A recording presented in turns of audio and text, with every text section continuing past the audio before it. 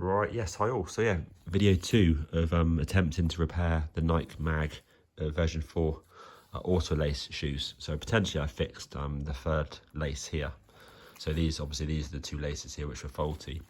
So what I've done is, quick summary, is I had to obviously get in there very carefully to lift and remove the battery. So that's literally how it comes out. And obviously I need to leave it attached so I can power the shoe. I was then able to then loosen off this piece here a bit further, because that one there, that covers the mechanism that I need access to where the lace goes. And then I also had to get this piece here and basically pull it up a bit, just sort of disengage it from the glue slightly. And obviously I don't want to pull anything up too much more than necessary, because you know, if I pull it up there and it any way affects these first two laces, which are much further in the shoe, going to be in real problems to get access to those. At least these two, well these three I should say, are accessible. The first one down there is right in the edge.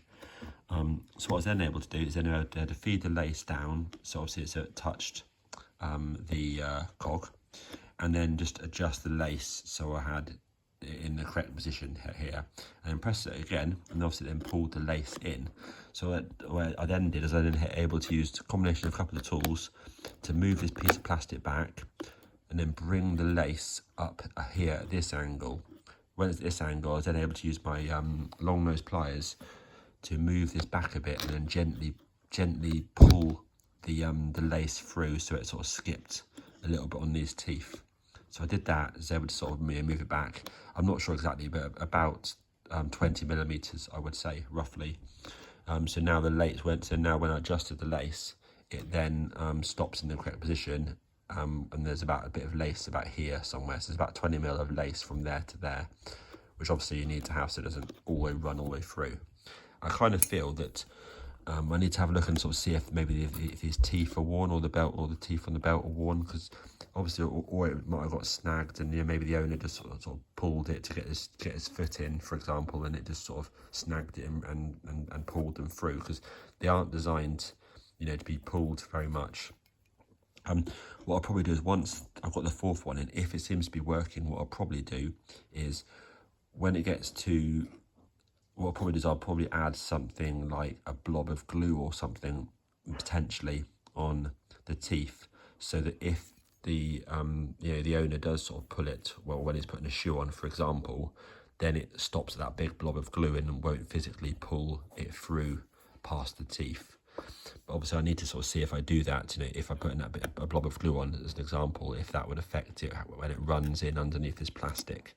So I'm kind of thinking, I can fix it and send it back to America, but if it happens again, and it snags or something, or say the owner pulls it or something and it pulls all the way through, then you're back to square one. So that's what's nice, to have a bit of remediation with something to hopefully stop it from pulling through again, because it clearly could happen again, So yes, that is the plan. So anyway, I should get on putting in the fourth lace, and then see if it opens and closes, do it, and I'll film that, and then I'll work out why it pulled out and how to potentially stop it from happening again. Cool. Right, yeah, so before I put the lace in, I just wanted to show you actually, so what it is really is, you can just see it's probably just a drive belt, a machine drive belt, because this looks like, a common type of belt, and I'd imagine it's a white drive belt here, and it's basically just been bonded onto this outer lace here, and then it's got an additional piece here which probably makes it sort of stick up and keeps look at the curve of it as it pulls it out and in, I expect. So yeah, you can sort of see it's sort of pretty advanced, I would say. So yeah, I'm going to get at least the teeth look good on it there. So yeah, I'm going to get this back in now, and then go from there. Cool. Right, yes, so I've got all four laces in there now. So if I try and show you, it's really hard obviously doing it one-handed, but you can see here the laces are in there now. If I move this piece here back, you can see there, that's how far they go in. So that's pretty damn even, It looks, I would say, sort of 10 or 12 millimeters, I would say, roughly. And that also matches the third one there. So what I'm thinking of doing now is potentially super gluing